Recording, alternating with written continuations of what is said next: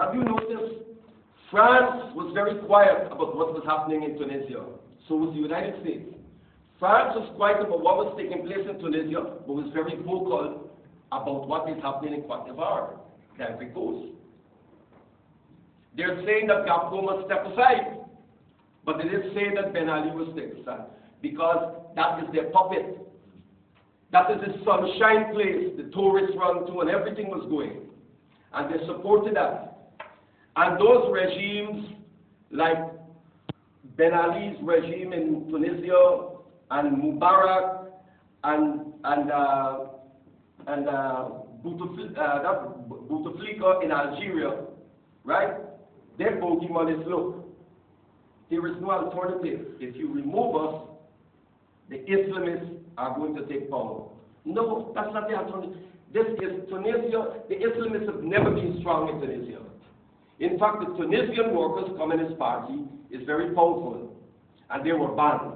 3 parties have been banned for years in that country. The Tunisian Communist Workers' Party, the moderate another or Renaissance Party of Rashid Ghannouchi, and the next party that is banned is called Hizb ut-Tahrir, which is a global party with branches all over the world, from Pakistan to Lebanon, all over, you name it. And they, if you go on their website and read Hizb ut-Tahrir, Hizb ut-Tahrir is the only Muslim or Islamic organization that is viciously anti-capitalist. They actually have a real critique of capitalism, right? So those who are saying, and they're talk, right? Those who believe that the Islamists are going to be, the so-called Islamists are going to be the alternative, they're wrong. Because the Islamists have no economic program.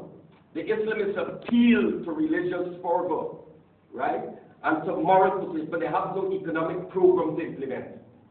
And that is why when we look at Iran today, despite the anti-imperialist rhetoric of Ahmadinejad, Iran is implementing neoliberal capitalism into the country. And that's why the prices and all of that and things is escalating. That's what's going on. So, what we're saying here, what's the way forward? We're going to see revolution. But I believe this. I believe that what we as revolutionaries need to do and need to understand is that tradition and religious values are very strong in that part of the world. And you're not going to get a revolution along the lines like some people think, maybe heavily Marxist influenced, communist-oriented vanguard parties. We need to work, revolutionaries, socialists, Marxists, revolutionary Muslims, revolutionary Christians, those who are influenced by the liberation theology, we all have to work together.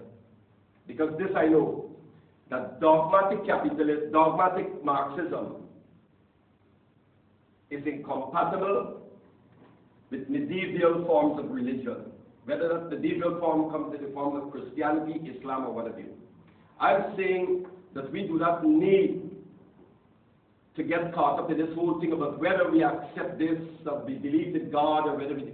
The point is that there have been leaders from the Islamic world, from the Muslim world, who have never been considered fundamentalists as such, but who have been anti-capitalist, and who have even borrowed from Marxism. Nothing wrong with borrowing. I'm not a Marxist, I'm a socialist, revolutionary socialist.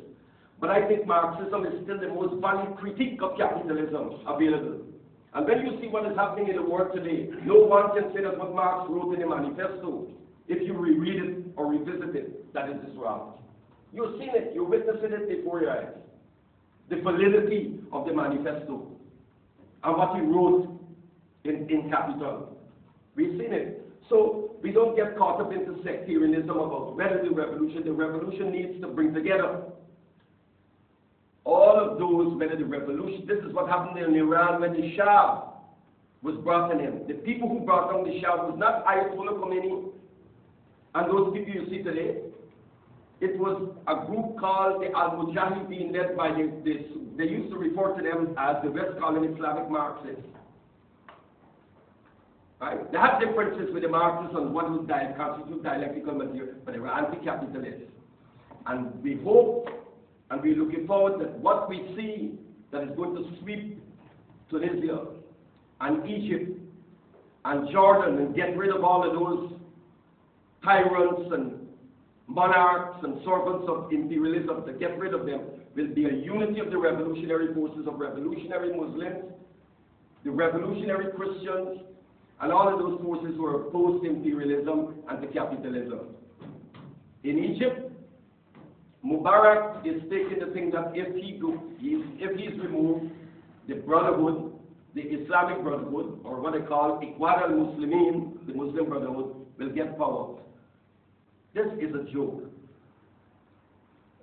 When Nasser was the president of Egypt, and Nasser was carrying out land reform and took an underlying position and was working with progressive forces, the Ikhwan al-Muslimin colluded with Zayed and some of the imperialists to assassinate Nasser. And Nasser hanged Said Qutb, one of the leaders. Nasser hanged him. When Nasser died, millions of people came into the street, millions. When he wanted to step down after they lost the war with Israel, millions came into the street and tell him, stay at your post.